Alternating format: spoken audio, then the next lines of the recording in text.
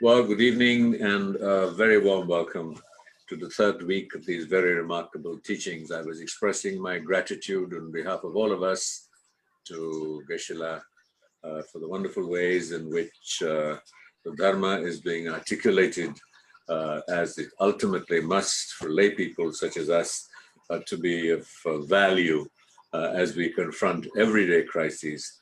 And I think all the more at this time of extreme stress and despair at so many levels, from the corona to the economy, and I think sort of mental health issues are rising.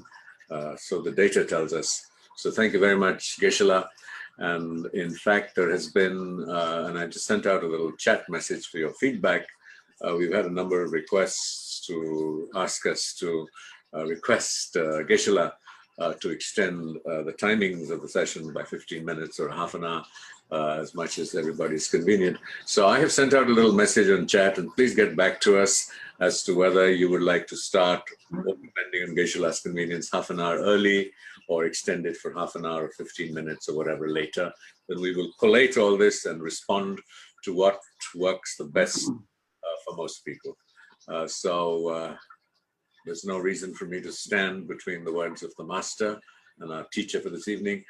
So it's over to you, Geshe Lhakdor, with gratitude and a virtual prostration.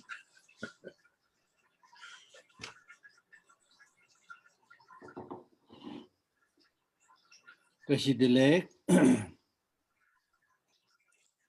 just as we did last time, let us do a little bit of reflection on the four immeasurable qualities by reflecting on the meaning of the lines. May all sentient beings meet with happiness, the cause of happiness. This is important because we all want happiness, not just pleasure. We all want happiness. May all sentient beings meet with happiness and the causes of happiness. We all want happiness, but most of us actually don't know the difference between happiness and pleasure. We are all running after pleasure, but not much after real happiness, because happiness has to come from within, not through sensual pursuit. And more importantly, the causes of happiness. Many of us don't even try to identify the causes of happiness. And some of us do get some kind of glimpse of the causes of happiness, but we neither have the time, nor have the interest, nor have the commitment to really pursue and cultivate the causes of happiness. So the problem is, unless you cultivate the causes of happiness, how are you going to get happiness? It's impossible. So it is because of this failure, miserable failure in not being able to cultivate the causes.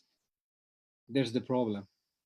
So therefore, it's important for us not to just say, I want the biggest happiness, the most long-lasting happiness, but you need to seriously sit down, even not just reading the text alone. You can read the holy texts and also use your wonderful human intelligence and think what is really the long-lasting causes for happiness for you and for all other sentient beings. It's important to think, to find that out, and then start practicing as much as possible.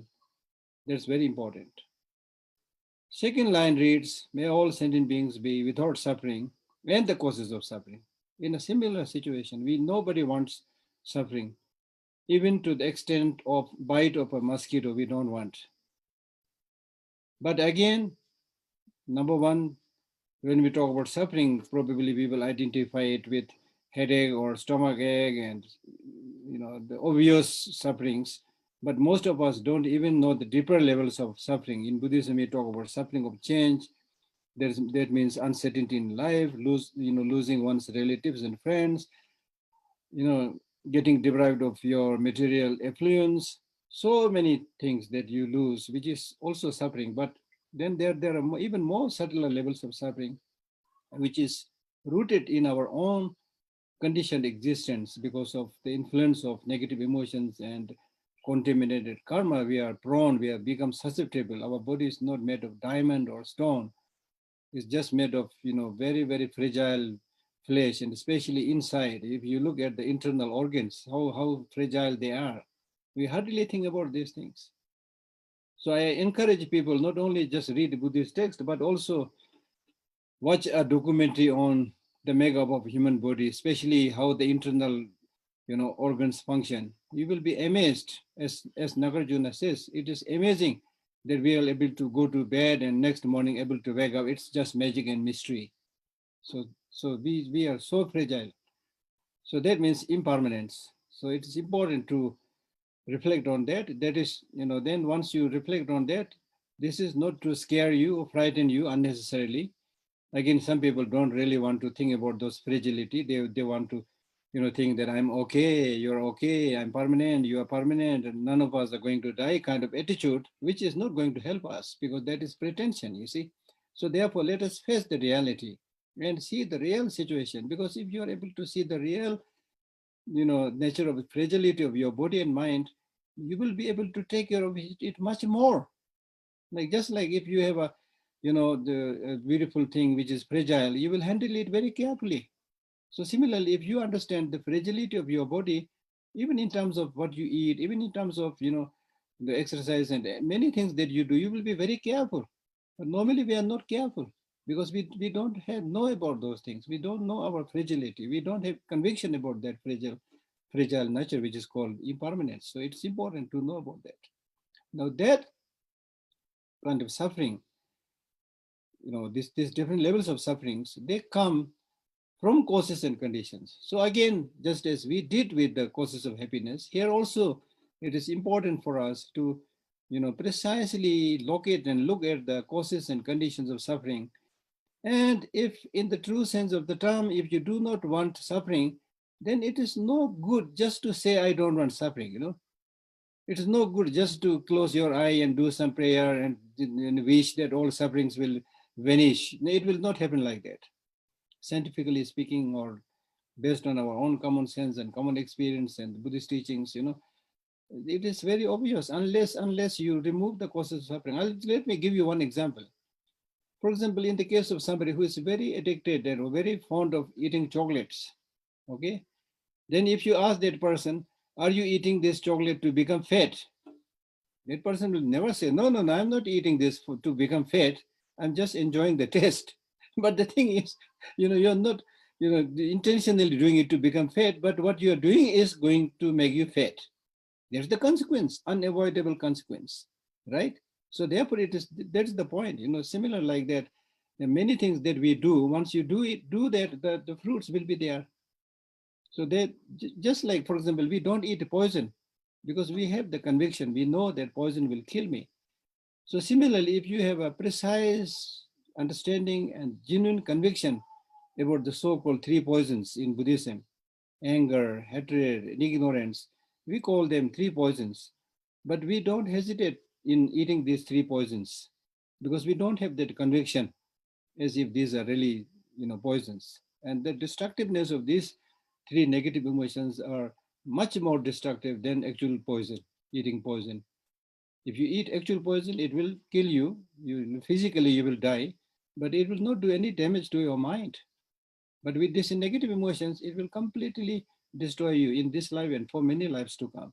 So therefore, it is important to sit down and find out the causes for suffering, conditions for suffering, and make an attempt to lessen it. It's very important. Many practical. There's no need to talk about many, deeper levels if you are not able to understand it. But in your day-to-day life also, there are many things that you can practice. For example, if you're overweight, for example, then you find out what are the causes for your becoming overweight. Check your diet.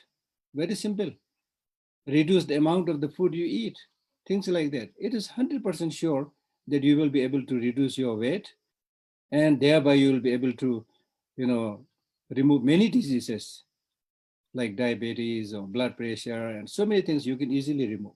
And I have first-hand experience myself. I did it and I was able to do it. Within a few months, I was able to reduce like 6-7 kilos very easily without much effort. Just reduce the amount of consumption of your food, and then the food that you take, do the right thing, you can change it, you see. So there are many things you can do, but unfortunately, we don't do. We always think that I'll do it tomorrow, I'll do it tomorrow, I'll do it tomorrow. That tomorrow never comes, right? And then you become overweight, and more than overweight, you might become an obesity, things like that. So it is like intentionally killing oneself. That's why Buddha was saying that you are having all these problems because of your ignorance, your misconceptions of the reality.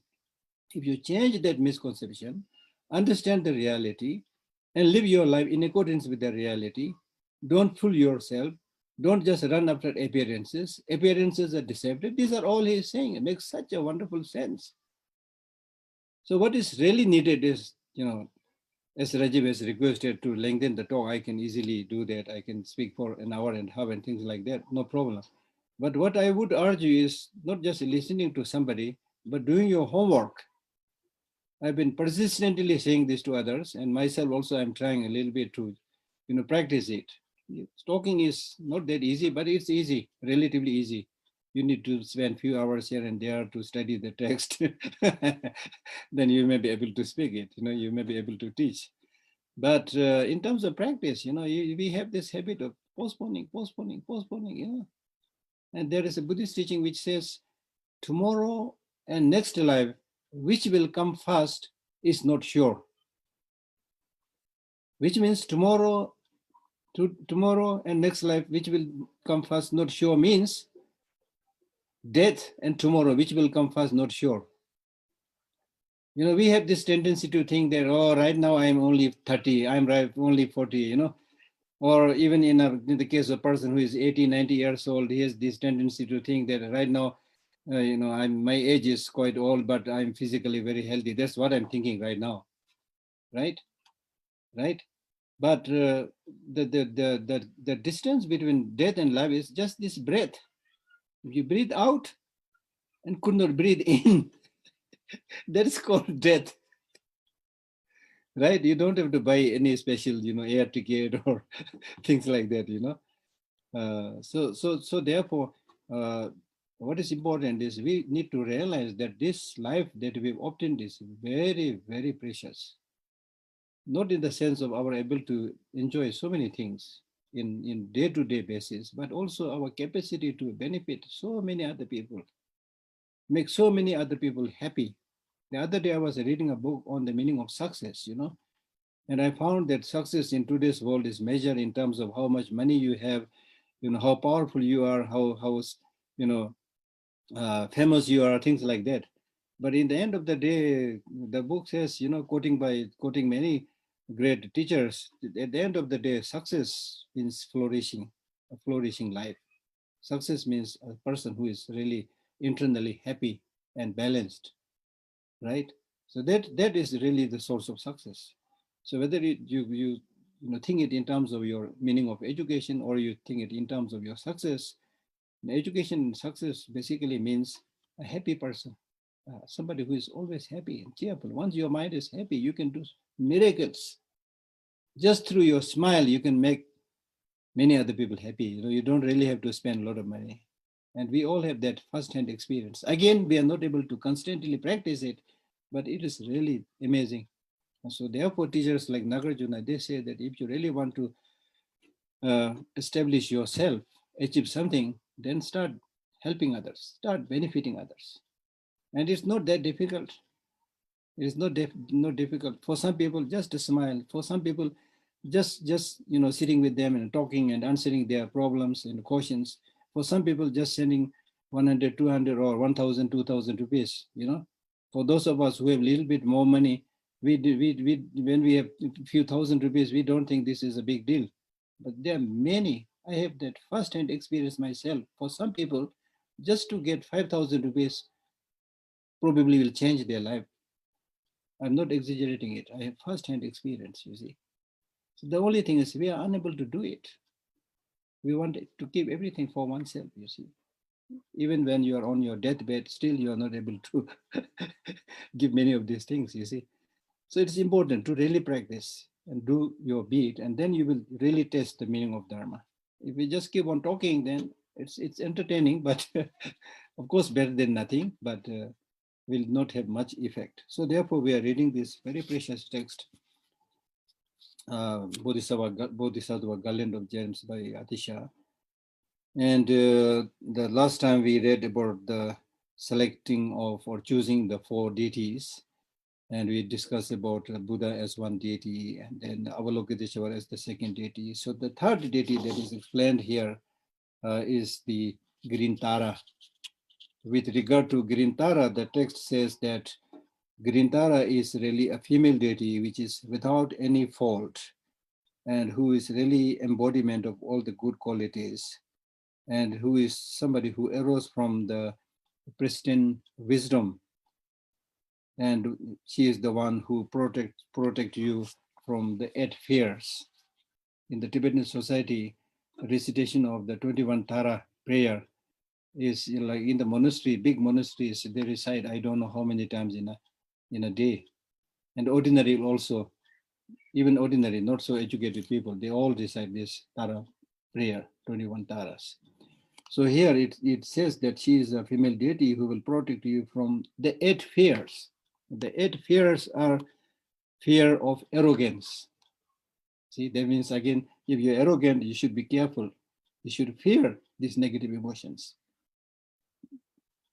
Normally, we are fearful of something that might come from outside, but the real fear is within oneself. So therefore, this green Tara will protect you from the fear of arrogance. And then from the fear of ignorance, I've already discussed a little bit, and then fear of hatred. I mean, all the killings that you see in the world today, all because of hatred, enmity. And then jealousy, the fear of jealousy. Just by being jealous, you're not going to get anything. It will only destroy you. And then the fear of wrong view. That means not understanding the reality as the reality, but misperceiving it. We are so fond of just going after wrong view. The world is unfortunately full of wrong view. Even with this COVID-19,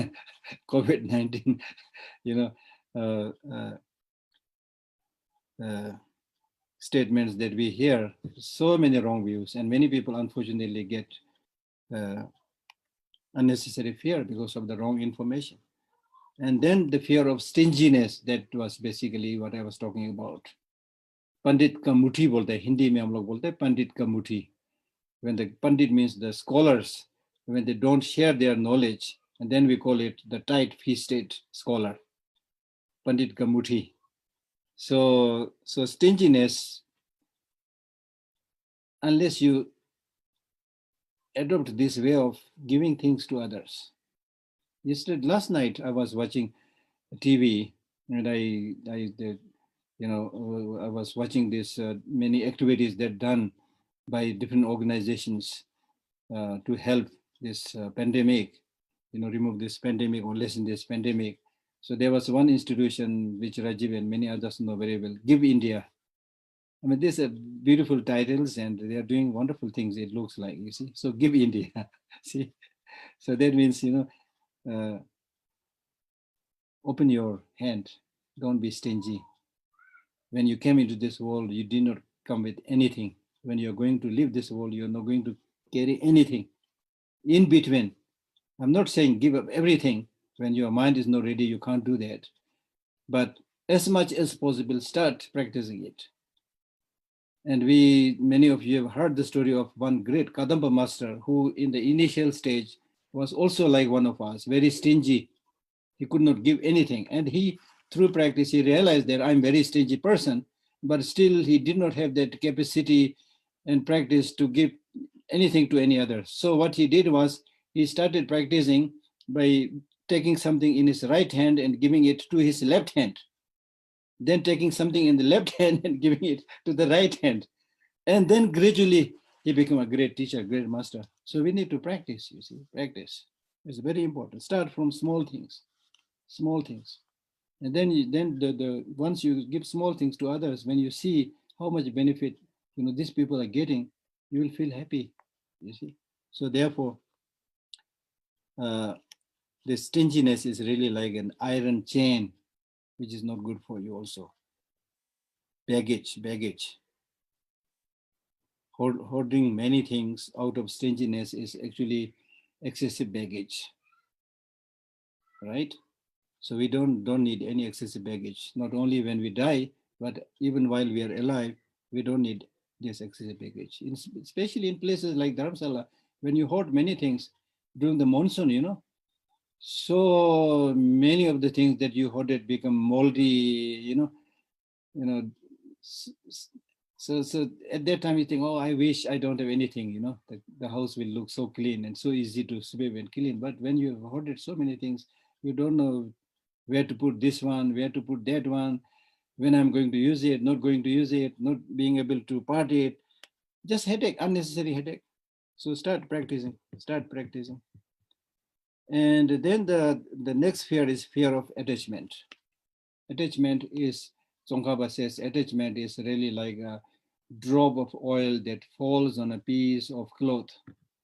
When the drop of oil falls on a piece of cloth, it's very difficult to separate that oil which is soaked in that cloth. So similarly, when you develop attachment to a person or to a thing, your mind just gets soaked into that, absorbed into that. Day and night, you might, continue to think about that person, continue to think about that, belonging, that wealth. So therefore, you become unstable. Your stability is lost, right? Okay. So you should be fear. And then especially in today's world, much of the problem that we are seeing today, including the pollution, which will come very soon in Delhi. And similarly, the many, the garbages and so many problems in fighting and killing and stealing, all this because of attachment. All this because of attachment. For very, very poor people, it is understandable. They are doing this maybe out of starvation. But there are many who are relatively rich and have almost everything there, but still they want more. They want more, hoarding and buying from the market, and then all the packages throwing around and polluting the water, polluting the, air. Horrible, horrifying, really horrifying. So unless we have some sense of contentment, we're going to get a lot of problems.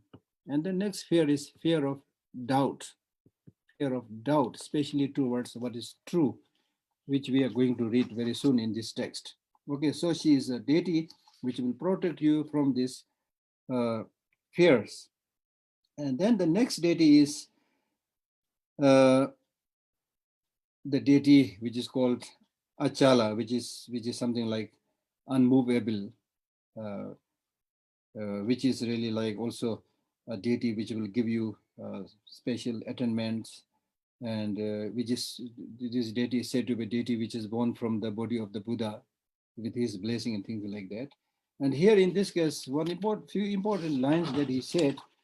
I mean, this commentary is very long, so, and these are all mostly in verses. So I some of them even I don't know.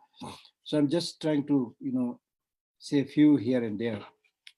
So one important point that I want to make here is, which is said in this text also, it says that he asks us, Domtamba, please listen carefully. There are certain spirits which you may have made offerings continuously for a long time, but before you die, when you're at your deathbed or when you're about to die, that spirit, that malevolent, actually a negative spirit, will come and take your life. So there are such evil spirits also, right? So he says, he warns Atisha, you should be careful when you select these deities.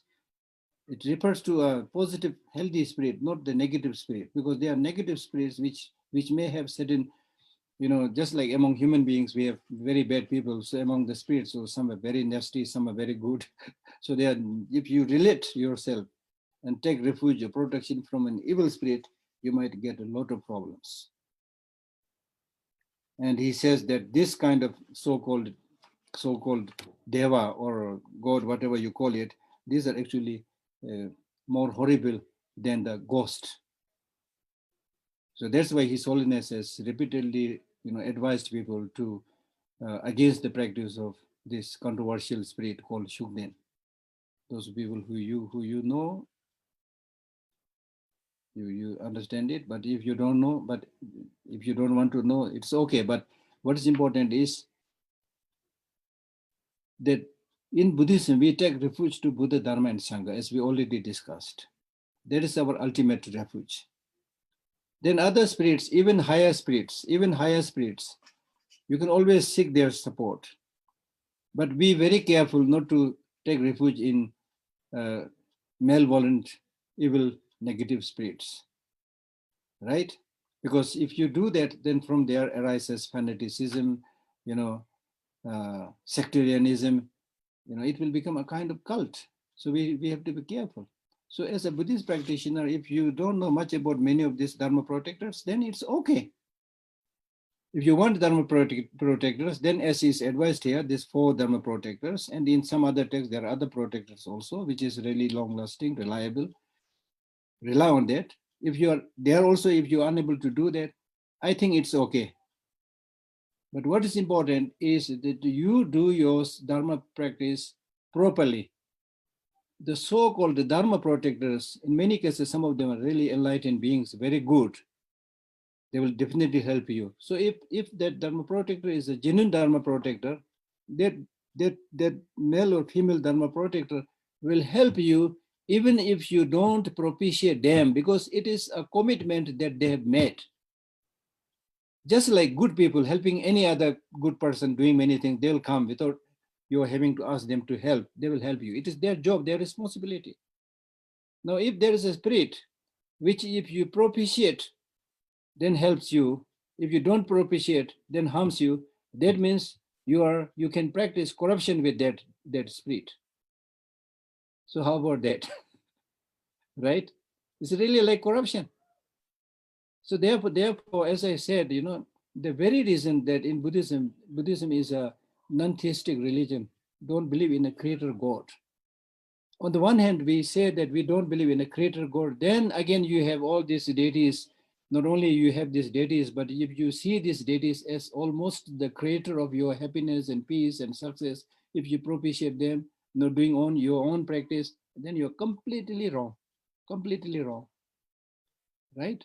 So therefore, one must have faith in oneself, faith in the Dharma, Buddha Dharma Sangha, practice it. Good Dharma protectors will automatically come. Buddha will automatically help you. So that is the point that really I want to explain here. So in short, there are, like, as I said, countless wrathful male deities. You may not be able to know all of them. And Atisha says, no need to know all of them. If you practice this one wrathful deity, Achala is really like the representative of all the wrathful deities, male deities. Then among the female deities in the wrathful form, Grintara is like the manifestation of all other wrathful female deities, right? That's important. Okay. So,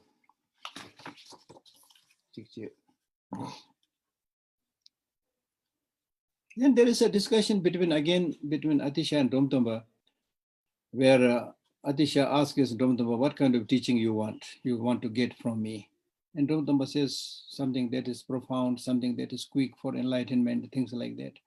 Then Atisha says, if you really prefer like a path which is quick for enlightenment and things like that, then we have the Tantra, and especially we have the Doha, the Doha by Saraha and things like that. And Atisha says, I have all those lineages, I have all these teachings, and I can give you. So Atisha was actually kind of testing Domtomba and giving him kind of temptation, saying that I have all this quick path to liberation, in the form of Tantra, in the form of Doha and things like that. And then gradually he says that in the case of a great practitioner like you, this tantric teachings are perfect teachings for you. It's okay, it's wonderful. But then you think about the majority of the people, they'll not be able to do this practice, right? Instead of being able to practice the tantric teachings, they would think this is the shortcut, and they would misunderstand tantric teaching by saying tantric teaching is almost like a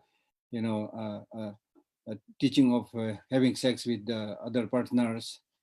And tantric teaching is a teaching where you're committed to engage in intoxicant drinks and become a voracious meat eater, things like that.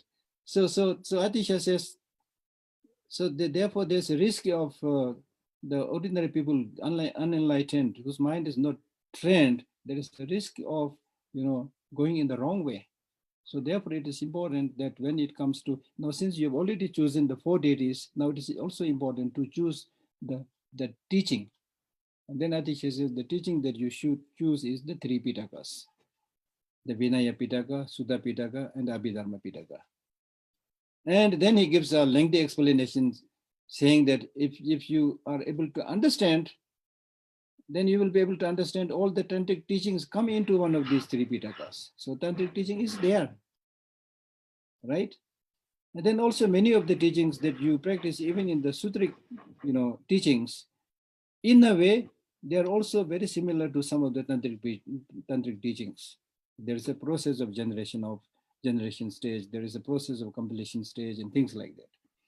So then, with this conversation, Domtomba decides to choose these 3 as the teaching preferred, selected teachings. So therefore, we call, in the Kadamba practice, we call it the Kadampas are practitioners of the 4 deities and the 3 dharmas. Kadam Lachu Hindes, La Chu Hinde, La Hi Chu Sum, Lajudundi. So 7, the Kadambas have these 7 selections, the 4 deities and 3 teachings, 3 dharmas of the 3 Pitakas.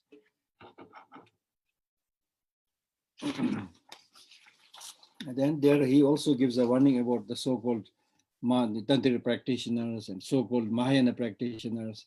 And he says, you need to be very careful. Unless you have the foundation, you cannot proclaim that you are a great Mahayana practitioner or great Tantric practitioner.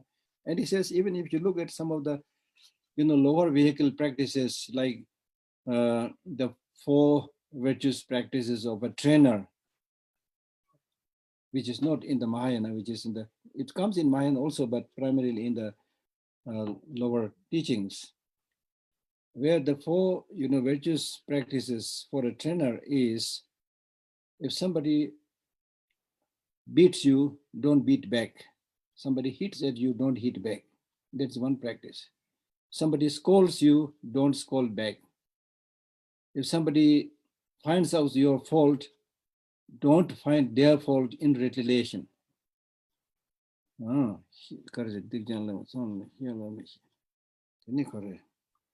like that. So he says that, Atisha says, look at these practices. If you're able to do this practice, you're already really doing something magnificent. And not being able to do this, foundational practices, if you proclaim to be a Mahayana, the follower of the great vehicle, and then especially the tantric, the quickest path to enlightenment, he says you are fooling yourself. You are fooling yourself.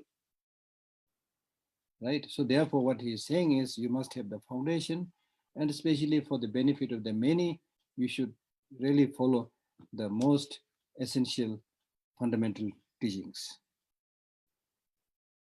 So therefore, in our life also, we as I said the other day, we will not be able to do too many practices. We should do something that is the crux of the teaching, right? As Shantideva right in the beginning of his Bodhicharya Avtara says that life is short, there are too many things to know, especially in today's modern world, there are too many things to know. And we do not know what is the extent of our life. Therefore, just like the swans extract milk from water, take that is absolutely necessary. Choosing the wonderful thing that in the modern psychology, the wonderful thing that they found through research during the last 20-30 years is that human beings can choose things, right? So what are you going to choose? We can make choices.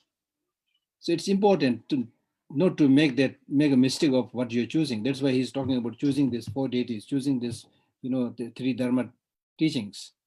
So similarly, in many of our other life's errands and life practices, we should really see whether it's good for you in the long run, temporarily, long run, whether it's good for others. Not just rush, because everybody is rushing after it, right? And unfortunately, majority of people are ignorant, you see. So if you run after them, then, right? So it is important to use this wonderful human intelligence and choose the right thing. So therefore, make a distinction between emotion and thinking. Emotion is really like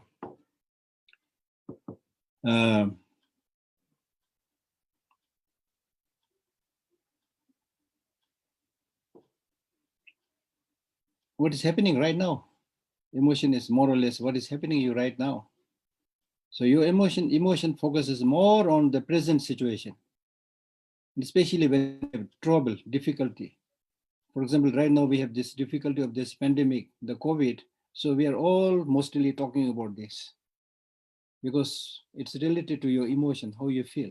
But that in the long run, it's not the solution. Thinking is needed. How can we change our life when this pandemic disappears?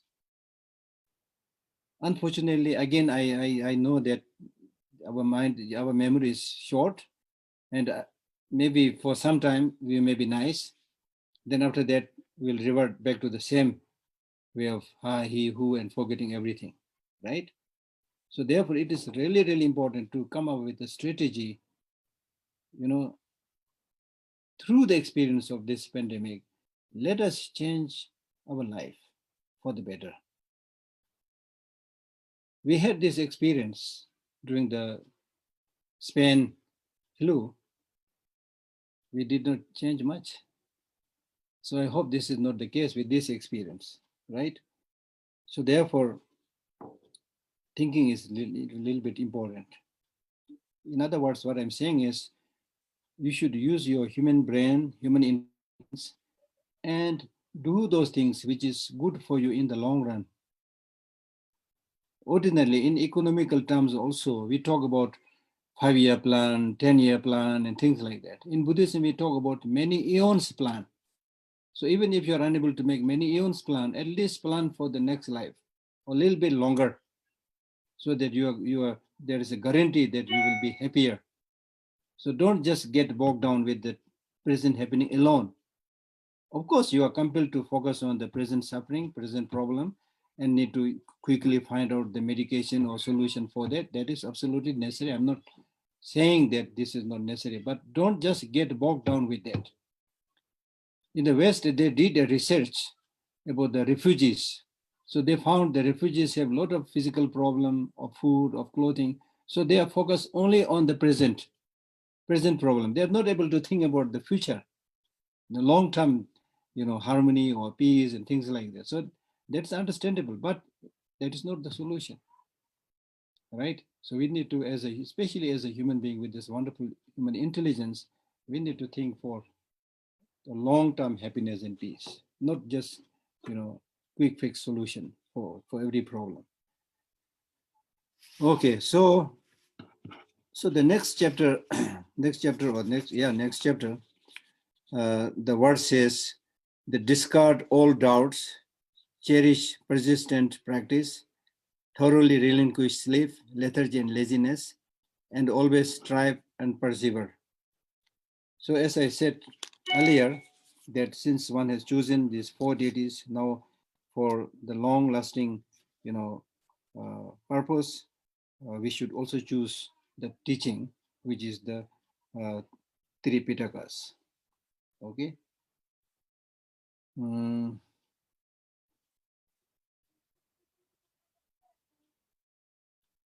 So I briefly explained about that. So let us think about this, the meaning of this. Discard all doubts. Discard all doubts. Especially here, when we talk about doubt, we are not just talking about being skeptical, but we are talking about removing those doubts that you have towards the truth, the cause-effect relationship, right? So if you especially develop this doubt, when we talk about doubt, there are 3 types of doubt. Doubt which is tending towards what is not fact, and then we have what is called as the equilibrium doubt, and then doubt tending towards fact. So in one sense, we need to be, it's important to have a questioning mind, to be skeptical, ask questions before you know it. So we are not talking about that kind of healthy skepticism, healthy doubt. We are talking of, removing those unhealthy doubts, where you think maybe there is a Buddha, maybe there is no Buddha. I think there's no Buddha. That kind of negative doubts. I think there's no future life because I have not seen, none of us have seen it. They are just talking. I don't think this is the only life. Let us enjoy it. That kind of negative doubts. The negative doubt has always been compared to a two-pointed needle. If you try to sew the cloth with 2-pointed needle, how are you going to do that? You're not going to do that. You will not be able to do that. So similarly, when you have this, undecided, especially negative doubt, then it's very harmful. In I think Abhidharma, in the 5th chapter, I think it is explained that when you go for the path to liberation, there are many obstacles. One obstacle is not wishing to go on that path. That's one obstacle. And the second obstacle is you have the wish to go, but you don't know which path you should choose, and you go in the wrong way. That's of course big obstacle. You go in the wrong way. And then the third is the doubt. Maybe this, I don't know, so give up, So therefore, and especially here, what Atisha, what Dumdaba is saying is there we have doubt and we don't know many of these profound teachings, the meaning of many of these profound teachings. So it is our task to ask question and remove all these doubts, while great teachers who like Atisha, who is really like the living Buddha, is here. I want to clear all the doubts. That's what he's saying. This is the time. Because once those qualified teachers are not available, however intelligent you may be, just by reading the book, you may get some superficial idea, but you will not be able to go into the depth. Right? So many of these profound teachings coming from Buddha and so forth is based on their personal experience. And similarly, the lineage that is transmitted from master to master is also based on that experiential teaching and many years of rigorous study, right? Having cleared many of the doubts and came to a clear understanding of the meaning of each and every subject that is studied. Teachers are there, we should approach them, ask questions, because if you don't ask questions, you will not get the answer, right? So therefore, give up all those doubt. Understand the meaning of the teaching clearly. And if you want to clear these doubts, then approach a qualified teacher and read these three Pitakas. Or otherwise, read many of these holy scriptures, right? And many of your doubt can be minimized. Because if you really want for long-lasting peace and happiness, that is the only solution. Atisha says that is the only solution, right? Long-lasting, if you want to have a long-lasting, successful career, something like successful career, then it's not just making money. You need money, of course. It's not just becoming famous. It is really removing the negative mental doubts and thereby removing the negative emotions that you will then flourish. But contrarily, if your mind is infested with doubts, it's very difficult to achieve enlightenment. So therefore, you must practice with one-pointed mind and give up, abandon all these doubts.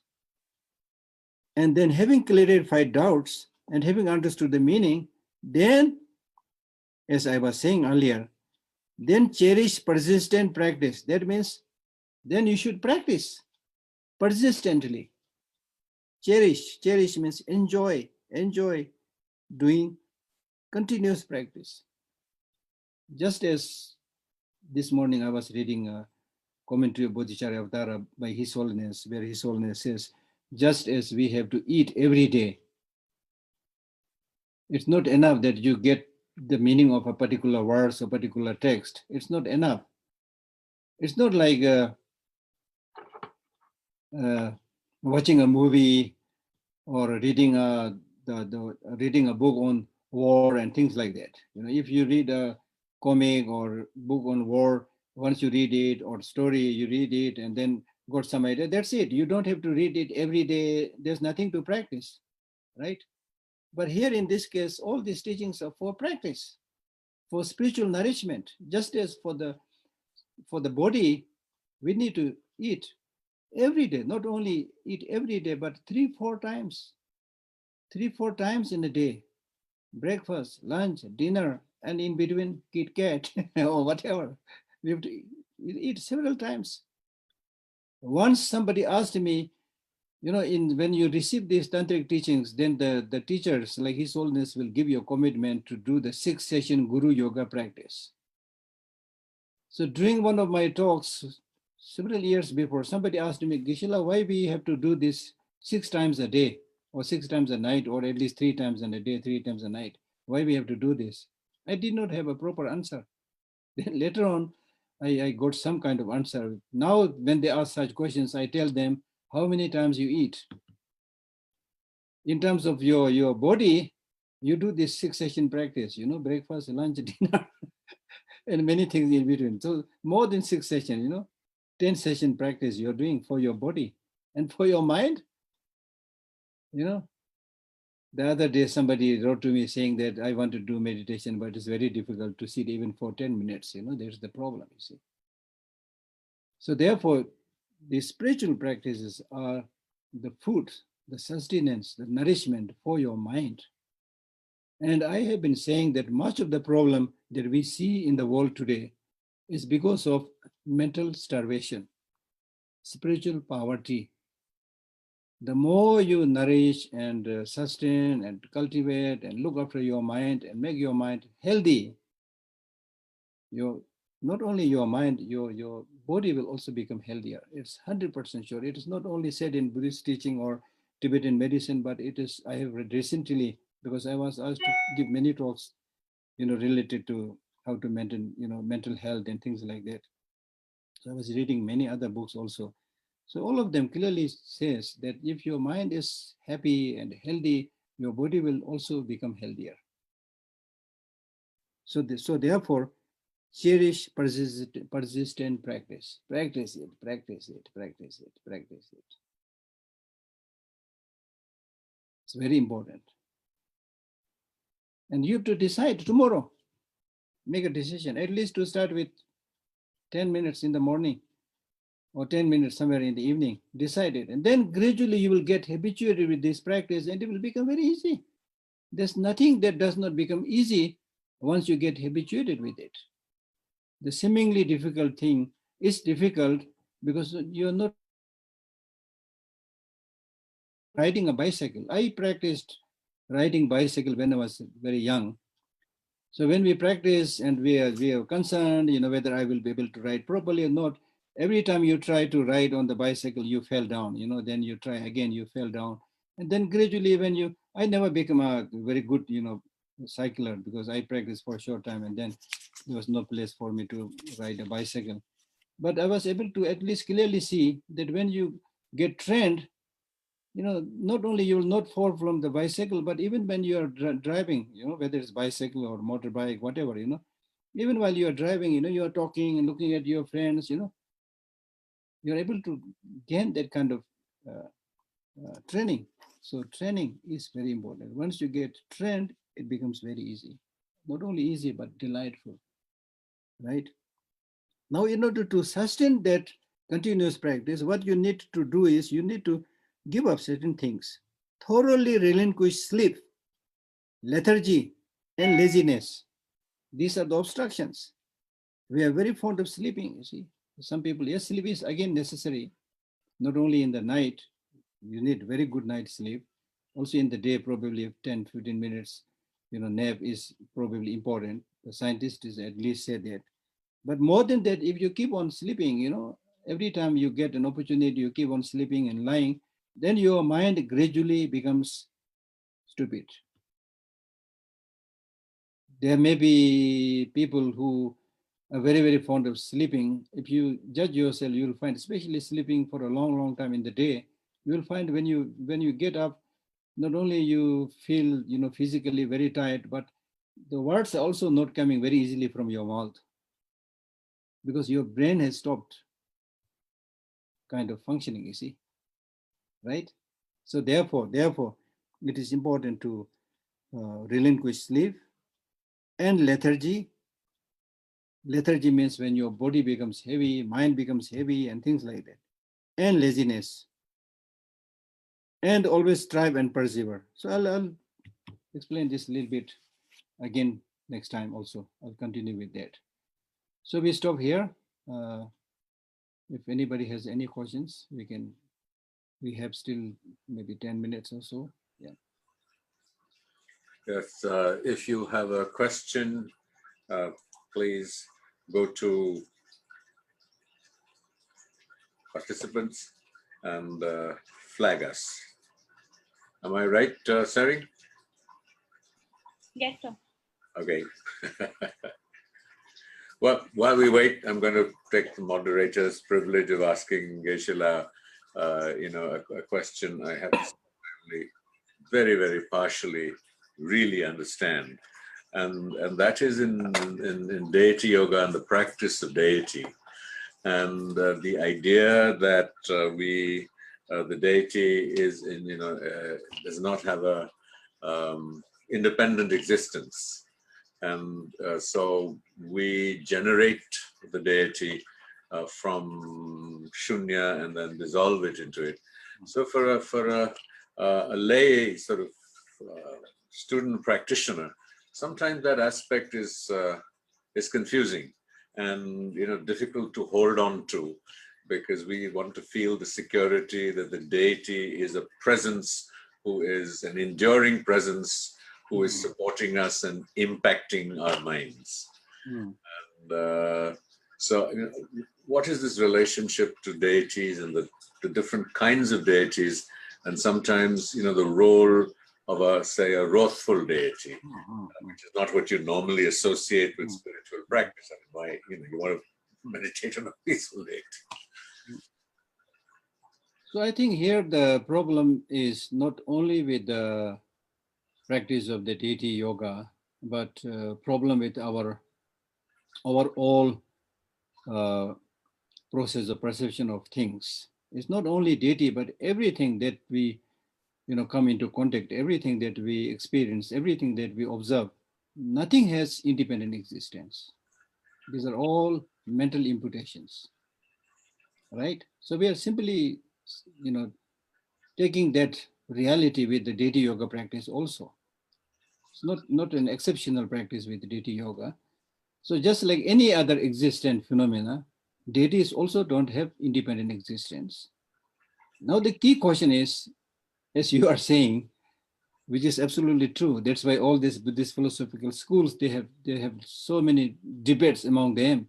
If none of these have, existence from their own side, then what is the fun of doing all these things, things like that. So the Prasangika, the deity yoga, is done in the tantric system, which is basically related to Chittamatra school or mainly Madhyamika school. So here in this case, the thing is, things exist, but don't exist independently. So we need to make a clear distinction between these two. Things exist, don't exist independently. And this has to be told firmly and strongly, because even though things do not have independent existence, but to our ignorant, bewildered mind, we tend to think, especially with the deity, as you said, we tend to think that this should have independent existence. Otherwise, no charm. Otherwise, how can the deity will protect me? So that is the problem. So the answer to this is, in the Prasangika Madhyamika, they say, even though things don't exist independently, they exist, therefore they can protect you, they can harm you, they can function. It's really like watching watching what is going on in the television screen. The images that you see in the television screen are not the real people, but you are able to listen to them, learn from them. They are still functioning, right? So therefore, and then what we are trying to do, especially in the Tantra practice, is one of the fundamental practice in Tantra, which is very clearly told by the very word mantra. Mantra, that means protecting the mind. So protecting the mind here means, ordinarily your mind runs berserk, runs unruly, runs towards every object, right? There's no control. Not only your mind, runs towards all the objects, but you tend to see many things in a negative way. Normally you're fond of highlighting other people's weaknesses and shortcomings, then highlighting their good qualities. That's why we get a lot of problems. I will see all the problems in Rajiv. Rajiv will see all the problems in me. And difficult to see occasionally when our mood is good, we maybe talk, about the good qualities, but otherwise our mind is very fond of highlighting the negativities. So therefore, in Tantra, you are told to protect your mantra, meaning that you should see everything in a pure light, in a pure form. And when you see everything as the mention of a deity or the deity itself, which is perfect, nothing to complain, why should you get angry? Why you should develop attachment to such a deity who is much higher than you, unreachable? So therefore, when you develop that's why when you see everything as pure, perfect, and we don't see the ordinary, the ordinariness with their faults and negative qualities, then there's no reason for us to develop negative emotions like anger, attachment, and so forth. So that is the process. Yeah. Does anyone else have a question? Oh, Yes. yeah, I don't know if I missed this, but I'm sorry, the definition you mentioned, the three dharmas, the three petagraphs, I hadn't heard that before. I'm kind of new. Sorry, could you step back from the microphone and speak, because it's blurring a little, we can't make out. So, yes. I'm sorry? Yeah. The three petagraphs, the three dharmas, I'm new and newish and don't understand what they are. Okay, if you summarize all the teachings of the Buddhas, they are summarized into what is known as three pitakas, which loosely translated means three set of discourses.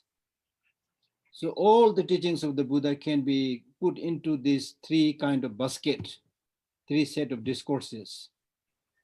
They are categorized into these three set of discourses depending upon their main subject matter.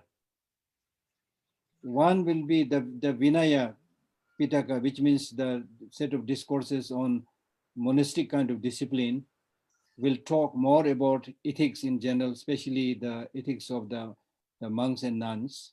So there's one set of discourse. Then we have the Abhidharma Pitaka, which talks about how to cultivate wisdom. And then the third is the Sutta Pitaka, which talks about meditation, one-pointed meditation. So basically, these three set of discourses, their main subject, although others also talk about it, but this is categorized in terms of these three subject matters: ethics, one-pointed meditation, and wisdom.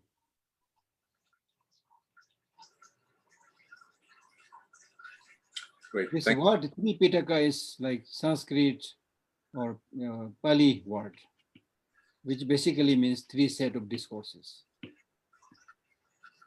Okay. Well, thank you, Geshe Lhakdor. This has been, as usual, very illuminating. I've just been scanning the chat, and there seems to be, a divide. So we will get back to you about the timings with some more consultation with the participants. But I think everybody feels strongly that they would like a longer teaching. But we'll just work that out. So for me, 5:30 to 7. Great. Or for me, whichever, it's fine. Okay. Okay. So tentatively, that's what we'll stay with, but we'll just reconfirm that with all. We have one more question here. Yes, of course. If Geshe Lhakdor has the time. Yeah, I have time. Okay. The only thing I have is time. Okay. The final question. Yeah. Please go ahead. Can you hear me? Someone wanted a question? I can't hear. Hello.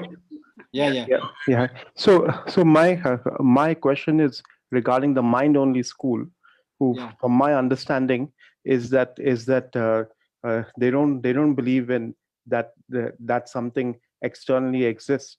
So if they don't believe something externally exists, how can they practice the deity, the deity practice and the tantra? No, you need to understand the meaning of non-existence of the external object. They are not saying that outside the mind there's no table, no chair. They are not saying that. What they are saying is there is no external object which is not a result of the activation of imprints of the mind. So everything that you see, you observe, these are related to the past lives, habituation, imprints, activation of that. So in that way, they are saying there is no external object which is not a result of the activation of the imprints of the mind, in that sense. So there is a deity which is a result of activation of the imprints of the mind, but there is no deity which is not a result of activation of the imprints of the mind, in that sense. Well, thank you, Geshe Lhakdor, once again for your time. And we will be, we look forward to next Friday, and tentatively, let's say at 5:30, and then we will reconfirm this if there are any, if it's very inconvenient to a lot of people, because we don't want to lose any member of the Sangha that Geshe Lhakdor has helped us create, because of timings that are extremely inconvenient. So some accommodation, of course, we will all need to make. So we will be in touch with you. Thank you very much, everybody, and in particular, Geshe Lhakdor, and everybody. Maybe all stay blessed with Geshe Lhakdor's blessings, and stay well. Thank you very much, and wherever you are, good day, good night, good morning, good afternoon. Thank you. Thank you. Thank you.